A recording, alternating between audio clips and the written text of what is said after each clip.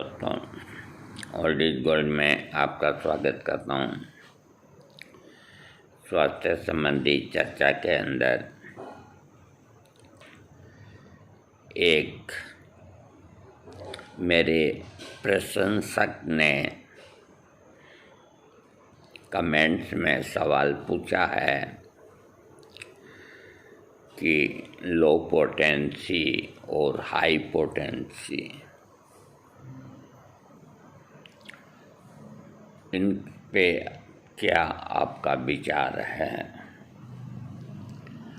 या वो ये जानना चाहते हैं कि मैं किस पोटेंसी का पक्षधर हूँ। ये सवाल जो पूछा है मैं सराहना करता हूँ उनकी, और ये सवाल इतना ज़बरदस्त है कि एक ही दवा एक ही रोगी लो पोटेंसी देने से मर सकता है, हाई पोटेंसी देने से जीवित हो सकता है। कितनी बड़ी बात है। और ये भी होता है कि वो सीरियस रोगी, उसको अगर हाई पोटेंसी दे दो तो वो मर भी सकता है, और लो पोटेंसी दो तो बच भी सकता है। अब ये जो दोनों बातें हैं,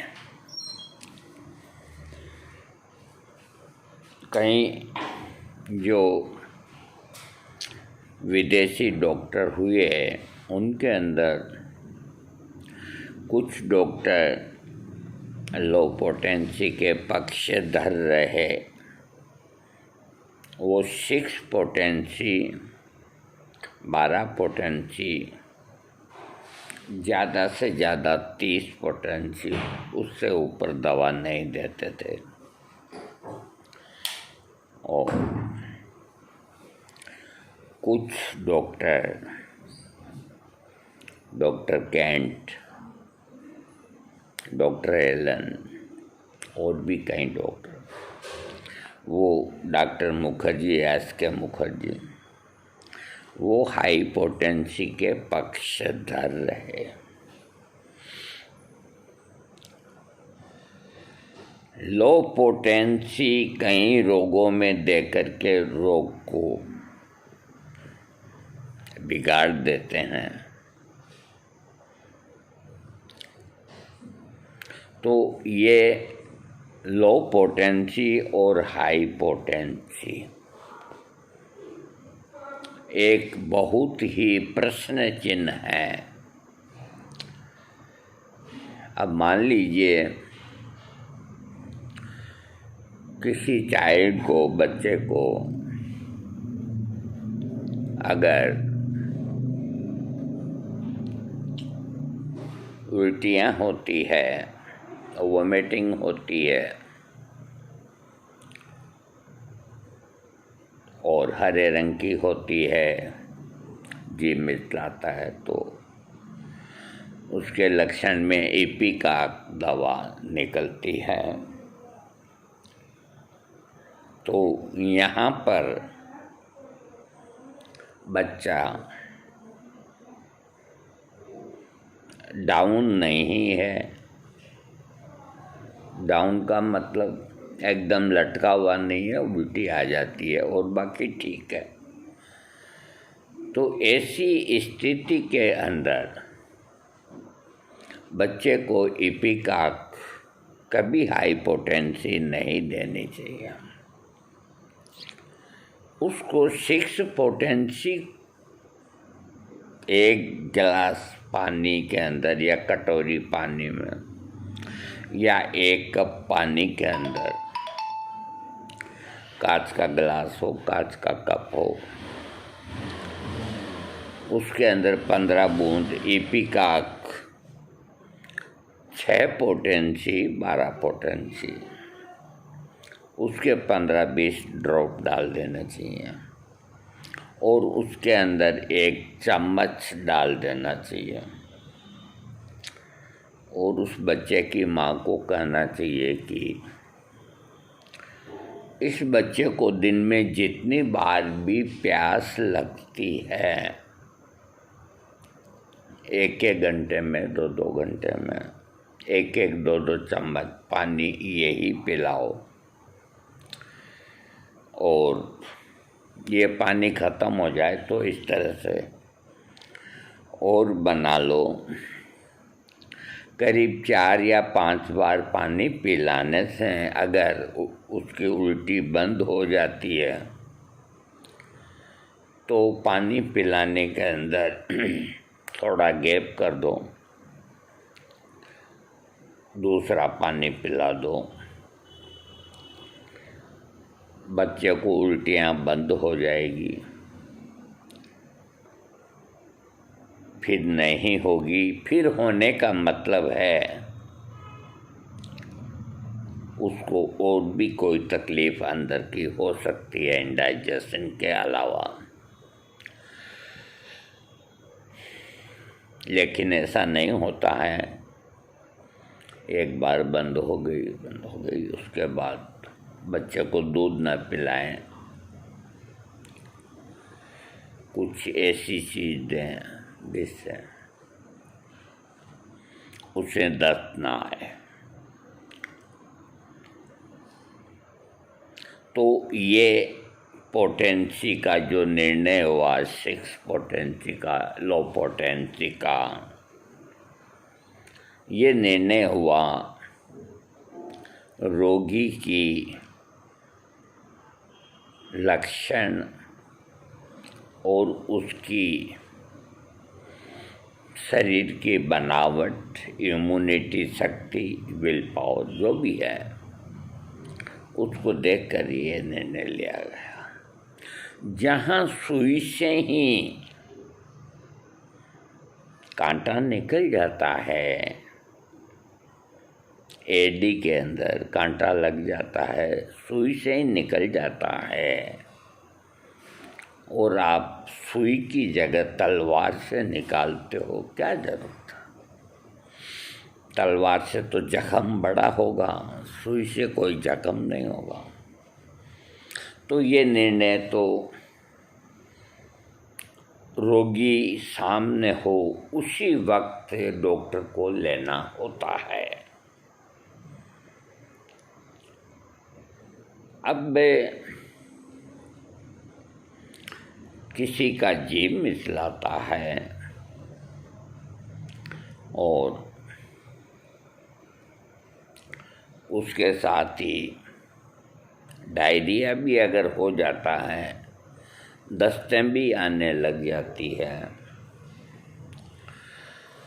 और हर 10-15 मिनट बाद दस्त आती है, हर 10-15 मिनट बाद। तो ऐसी पोजीशन के अंदर अगर बच्चा है, बच्चे का मतलब 7-8 साल तक का,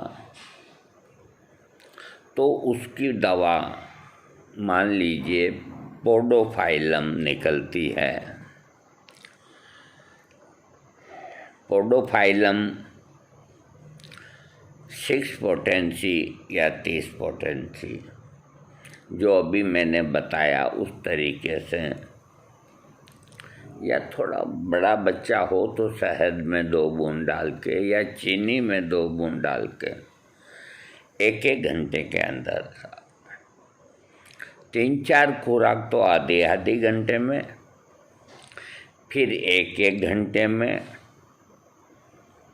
दस्त कम होते जाएंगे, जीव मिचलाना कम होता जाएगा, फिर 2-2 घंटे में। ये आप गिनती नहीं करें कि पोडोफाइलम की 6 खुराक दे दी, 8 दे दी, 10 दे दी, कहीं कोई नुकसान न हो जाए। ये बात आपके दिमाग में नहीं आनी चाहिए। अगर ये आ गई है आपके दिमाग में तो ठीक नहीं होता। आम खाने से काम रखना चाहिए, पेट गिनने से नहीं, क्योंकि होम्योपैथिक एक ऐसी चिकित्सा है कि पोडोफाइलम के लक्षण आ रहे हैं तो उसकी जगह एलो नहीं दे सकते।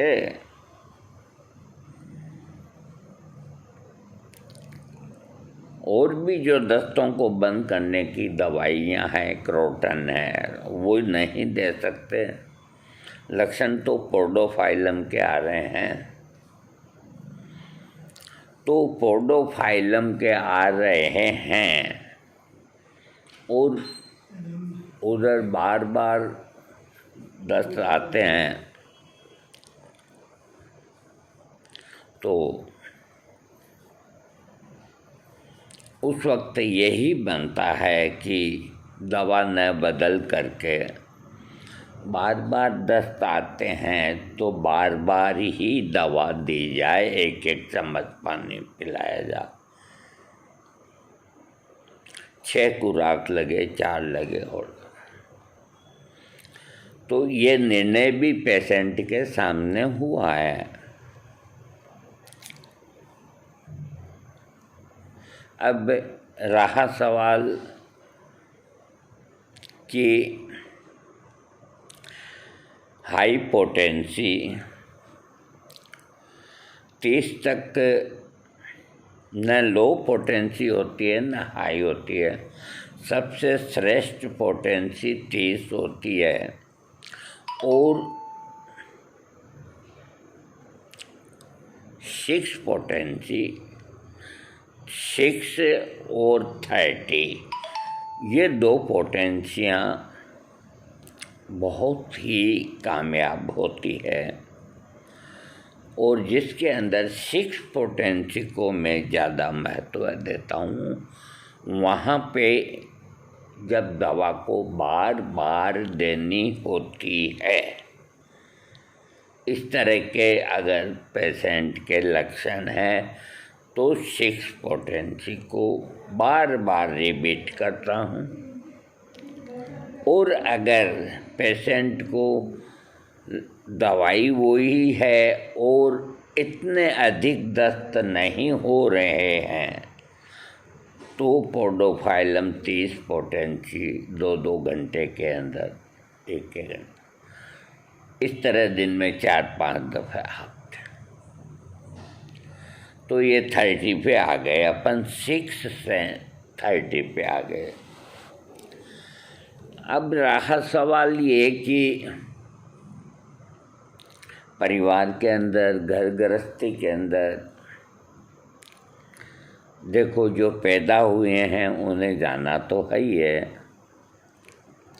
अब कोई पेशेंट है, वृद्ध है, दमा का रोगी है या और कोई बीमारी से, कुल मिला करके जब डॉक्टर जवाब दे देते हैं कि इनको घर ले जाओ, जो खाए वो खिलाओ, जो पिए वो पिलाओ, ये नहीं बचेंगे, ऐसी स्थिति में उनको घर ले आए तो पेशेंट की हालत ये है कि नाड़ी की गति धीमी हो जाती है। जब डॉक्टर जवाब दे देते हैं तो फिर ताकत कहाँ से रहेगी शरीर के अंदर, रोगी के नाड़ी धीरे चलने लग जाती है, जुबान बंद होने लग जाती है, कोई एक आध शब्द बोल दे, आंखें ऊंची नीची होने लग जाती। ये सारे लक्षण मृत्यु निकट आने के होते हैं। अब ऐसी स्थिति के अंदर जब ये आप लक्षण लेते हैं तो लक्षण आते हैं कार्बो वेजिटेबलिस के। अब कार्बो वेजिटेबलिस 3X भी होता है, 6 पोटेंसी भी होता है, 30 भी होता है, 200 भी होता है, लाख भी होता है। दवा कार्बोवेजिटेबलिस आ रही है क्योंकि रोगी की जीवनी शक्ति खत्म होती जा रही है, श्वास ढीले पड़ते जा रहे हैं, चेहरे का रंग कालापन आने लग गया है। अब इतना समय नहीं कि रोगी को और कहीं दिखाया जाए। दवा आ रही है कार्बोवेजिटेबलिस। तो एक बात बताओ, रोगी जब बेहोशी की हालत में पड़ा है तो उसको आप कार्बोवेजिटेबलिस 6 पोटेंसी, 3 पोटेंसी या 30 पोटेंसी बार बार कैसे देंगे? क्या बार बार उसका मुंह को ज़बरदस्ती खोल के उसमें चमची डालेंगे? आप 15-15 मिनट में अगर मान लो 4 खुराक देते हैं, इतने में तो रोगी है, हवाई हो जाता है, चला जाता है। तो ऐसे हालात के अंदर बिल्कुल विलम्ब न करके कार्बोवेजिटेबलिस आपके पास 1000 हो, 10,000 हो, 50,000 हो, 1,00,000 हो, उसकी 2 बूंद उसकी जीभ के ऊपर जैसे ही डाल दो, बस कुछ नहीं करना।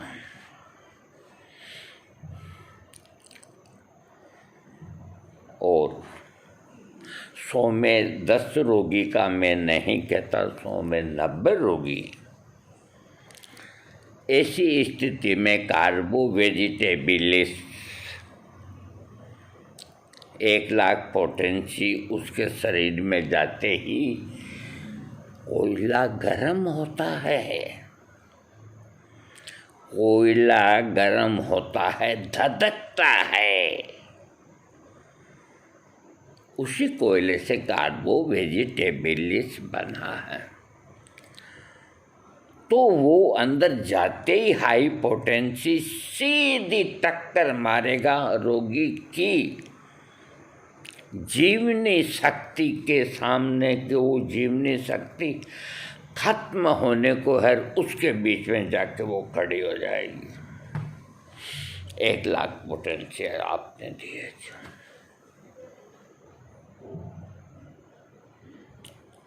प्राण निकलने के भी तो रास्ते होते हैं, आँखों से निकलता है, नाक से निकलता है। प्राण का मतलब श्वास निकलता है या मृत्यु होती है, कैसे भी समझ लो। तो वो रोक लगाने के बाद कुछ समय मिलता है और उस समय के अंदर रोगी की जो जीवनी शक्ति है वो अंत समय तक संघर्ष करती है मौत से, कमजोरी से, रोग से, लेकिन वो हार जाती है। और जैसे ही उसे पता लगता है कि सेना आ गई है मेरे सपोर्ट के लिए, मेरी मदद के लिए कोई आया है, तो वो भी अपनी शक्ति फिर नए सिरे से लगाती है। इधर कार्बोवेजिटेबलिस गर्मी पहुंचा के उस रोगी की नब्ज ठीक होने लगती है। ये सारा काम 15-20 मिनट में ही होता है। जब आपको लगे कि नब्ज की गति थोड़ी सी तेज हो गई है तो धीरे से 1-2 बूंद 1,00,000 की और उसके दांतों के अंदर रख डाल।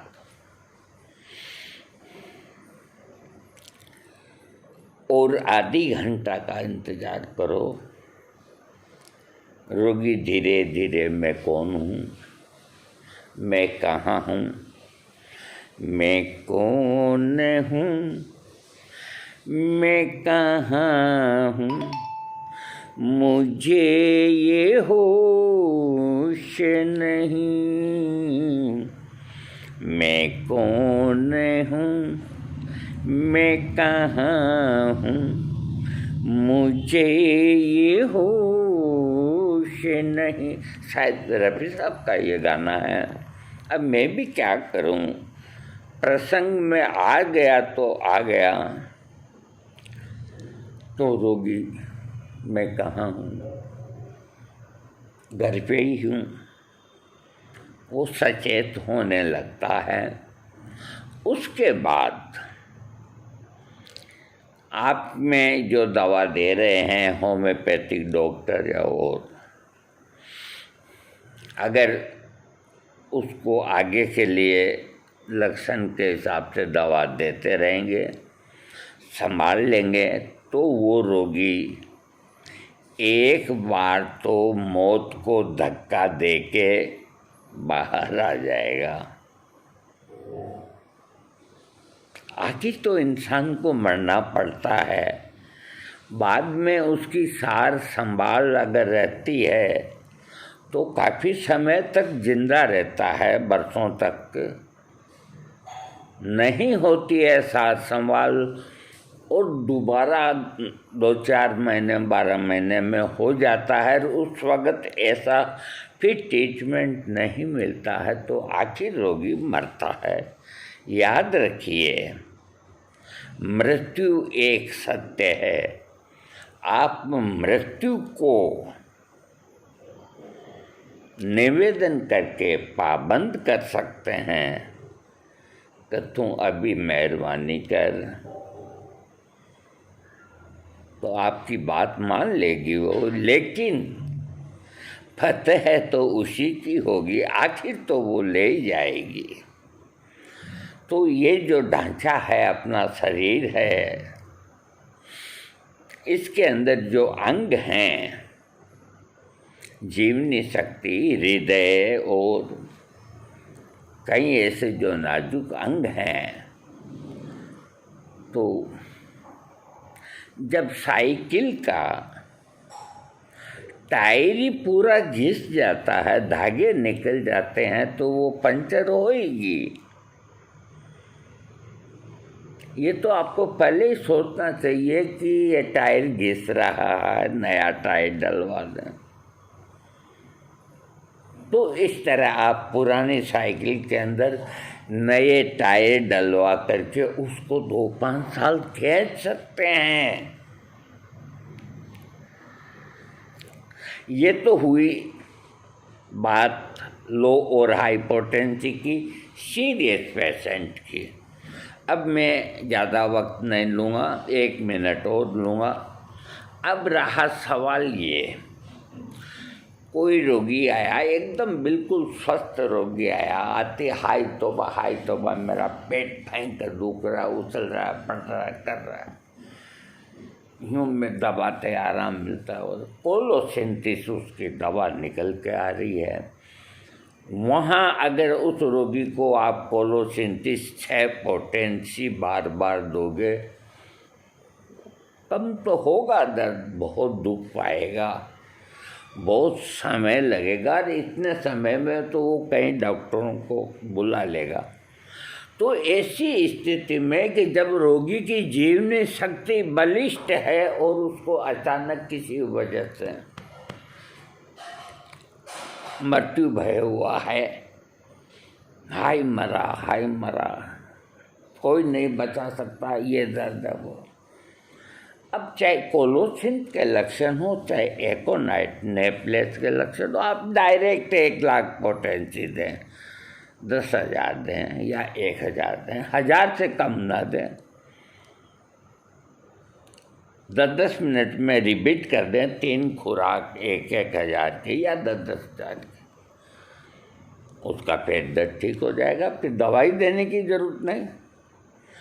तो यहाँ हाई पोटेंसी काम आई। तो भाई मैं अब ये कैसे कह दूँ, मैं लो पोटेंसी भी देता हूँ और हाई से हाई पोटेंसी देता हूँ, यहाँ तक कि आपने मेरा वीडियो नहीं सुना मैंने, एक 28 दिन के बच्चे को टेटनस के रोग से इलाज किया तो नक्स ओमिका सीएम पोटेंसी दिन में 5-6 खुराक दी और वो ठीक हो गया।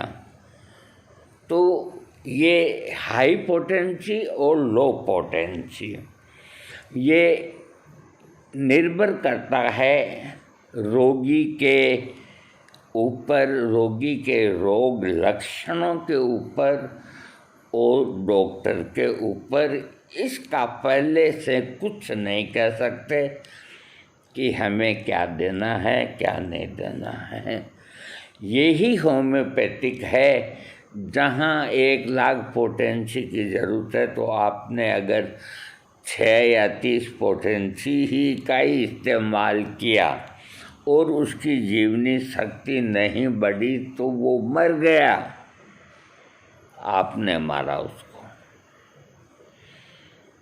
जब उसकी जीवनी शक्ति ठीक ठाक है और है, वो ठीक नहीं हो रहा है, 6 पोटेंसी दी, 10-12 खुराक दे दी, अब तो 200, 1000, 10,000 दो उसको, मौत के मुंह से निकल जाएगा। देखो, जो हम जानते हैं वो आपको बताया है। होम्योपैथिक के अंदर पोटेंसी निर्णय ही एक सबसे बड़ी कला है। जिसको ये कला आ गई है वो कामयाब डॉक्टर है, और जिसको ये कला नहीं आई और एक ही पगडंडी पे चलता रहा तो डॉक्टर तो ज़रूर है लेकिन रोगी को नहीं बचा सकता। और दुनिया ये बात करेगी कि भाई है होम्योपैथिक डॉक्टर को दिखाया पैसे बचाने के लिए और रोगी मर गया, अच्छे डॉक्टर को तो दिखाया नहीं। पड़ोसी ताना 2 मिनट में मान।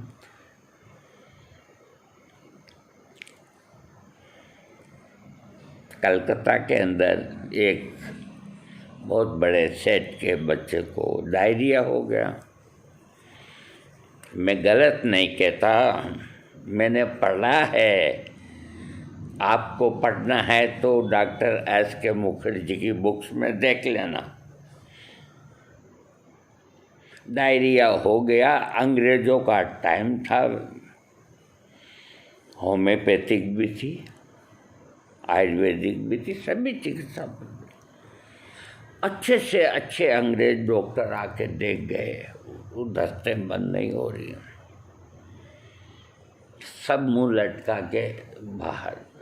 बहुत रिच आदमी था वो, पावरफुल। वैद्य लोग आए, हमारी कड़वी दवा कैसे पिएगा, वो यूं मुंह लटका के बैठ गए। तो फिर किसी ने कहा कि ये बच्चा मरने वाला है तो किसी होम्योपैथिक डॉक्टर को तो दिखाओ। तो उस बड़े आदमी ने कहा कि जब ये बड़े बड़े डॉक्टर थक गए, बड़े बड़े हकीम थक गए, वैद्य थक गए, इन्होंने गर्दन लटका दी, तो वो मीठी मीठी गोलियां उसके लिए कह रहे हो कि कहाँ, तो उनसे क्या होगा? कुछ भी नहीं होगा। बाकी एक बार अपने बाजू में ही बैठता है एक डॉक्टर, आपको तो ले आऊँ, कल लिया भाई, ये भी मन की निकाल लें, बच्चा तो हमारा हमने मान लिया कि जाएगा। वो लगातार दसते हैं। तो जो बुलाने गया उसको पूछा क्या तकलीफ़ है, किसको है, कि ये बात है, ये बता। उसकी दवा उसने अपने बैग में डाली और आया। जब उसने देख लिया आते ही कि ये बच्चा अब मरने वाला है, तो इस वक्त लो पोटेंसी दे करके इसकी दस्तें बंद करना मूर्खता होगी। मरेगा तो मरेगा, जिएगा तो जिएगा। तो उसने 1000 या 10,000 पोटेंसी जो भी एलो पोडोफाइलम रिसिनिस कम्युनिस जो भी दवा है, वेराट्रामेल वगैरह, एक ने हजारों दवाएं, 2 गोली या 1 बूंद उसके मुंह में डाल दी। 10 मिनट बैठा रहा, बच्चे को दर्द कम हो गया, सांस आने लग गई। डॉक्टर ने कहा अब आपका बच्चा खतरे से बाहर है और कोई बात हो तो मुझे बुला लेना और दवा की कोई ज़रूरत नहीं, थोड़ा थोड़ा पानी पिलाते रहना। बस इसकी माँ को कह दो ये अपना स्तन का दूध न पिलाए, थोड़ा सा शहद चटा देना। तो वो बच्चा ठीक हो गया। तो सेठ ने कहा कि शाम को और देख जाना। हाँ देख जाऊँगा। तो शाम को वो आया और देखने आ गया, बिल्कुल ओके हैं। तो जब वो डॉक्टर उसके यहाँ से बाहर निकल रहा था तो बड़े आदमियों के यहाँ 10-20 आदमी तो बैठे ही रहते हैं बेंचों पर। तो 2 आदमी क्या बात कर रहे थे, देखो जी, आखिर तो इतने बड़े बड़े डॉक्टर आए हैं और इतने इंजेक्शन लगे हैं तो बच्चा तो ठीक होना ही था। होम्योपैथिक डॉक्टर ने जाके टेबल पे माथा पीट लिया कि ठीक तो ये अपनी दवा से हुआ, तो ठीक तो वो होम्योपैथिक से हुआ, और श्रेय किसको मिला? बड़े बड़े डॉक्टरों को, इंजेक्शन को, तुग में लटके हुए और लटके हुए ये मूंछें। तो होम्योपैथिक का ये हाल है। इससे ज़्यादा मैं अब कुछ नहीं कहूँगा। थैंक्स।